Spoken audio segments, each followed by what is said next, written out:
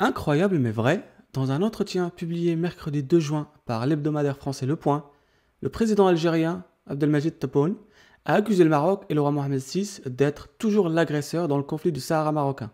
Et je le cite: "Le Maroc a toujours été l'agresseur. Nous n'agresserons jamais notre voisin. Nous riposterons si nous sommes attaqués, mais je doute que le Maroc s'y essaye, les rapports de force étant ce qu'ils sont." Fin de citation. Un président qui parle comme dans un café de quartier, qui n'a même pas la légitimité d'ailleurs dans son propre pays, on se demande ce qu'il a mangé le midi pour dire autant de bêtises dans un seul interview. Mais en fait, il a raison, les rapports de force étant ce qu'ils sont. Comment il explique alors que depuis plus de 45 ans, ils n'arrêtent pas de blablater? Le Maroc est l'ennemi, le Maroc veut nous anéantir, le Maroc veut nous agresser, le Maroc par-ci, le Maroc par-là, le Maroc par-ci, le Maroc par-là. Mais il ne bouge toujours pas. Ah oui, c'est vrai, grande gueule mes petits bras.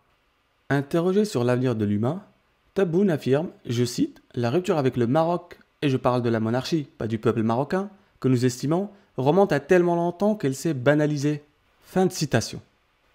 Le mec, il parle au nom des Marocains, alors que son propre peuple le rejette comme un malpropre depuis des années. Et en plus, il essaye de diviser le peuple marocain et la monarchie. Le peuple marocain te dit va te faire cuire un œuf pour rester gentil.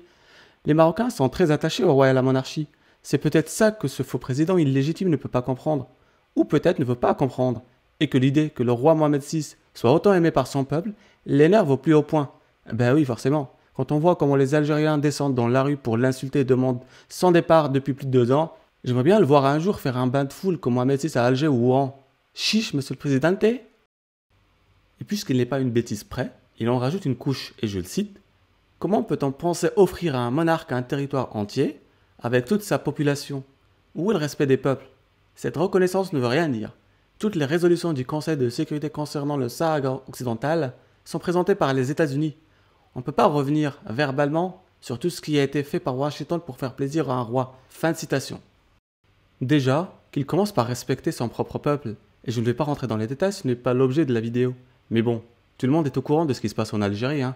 Il parle du Polisario alors que sa propre jeunesse manifeste tous les vendredis dans les rues. Et d'ailleurs, personne n'a offert quoi que ce soit. Le Sahara est marocain, récupéré par la volonté d'un roi et d'un peuple, ainsi que leur courage. Rien d'autre. Mais bon, le courage et l'honnêteté, ce président ne la connaît pas. Il ment comme il respire. Vous voulez la preuve?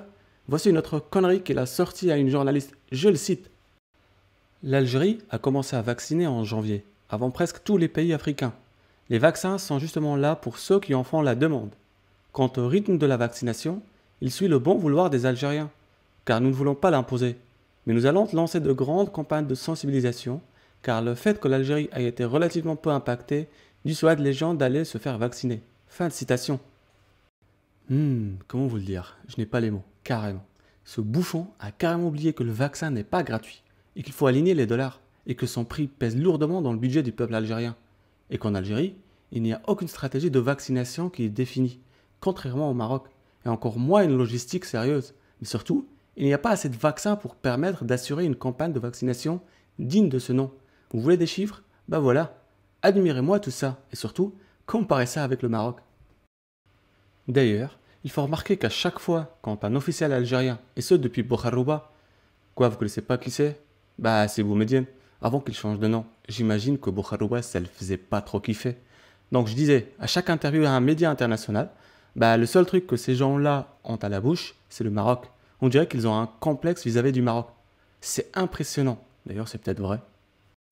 Et je tiens à tirer mon chapeau à la diplomatie marocaine, qui n'a pas répondu aux provocations de ce faux président.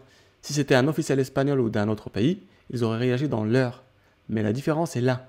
Entre un adversaire responsable et un clown, le Maroc et l'Algérie ne jouent pas dans la même division. Et pour finir sur une note marrante, ce président me rappelle le marshal Teddy Daniels dans Shutter Island. C'est, si vous vous souvenez, DiCaprio qui vit dans son monde tout seul, paranoïaque et qui croit que tout le monde complote contre lui. Monsieur el Presidente, viens nous déloger du Sahara alors. Allez tiens, prends ça dans les dents.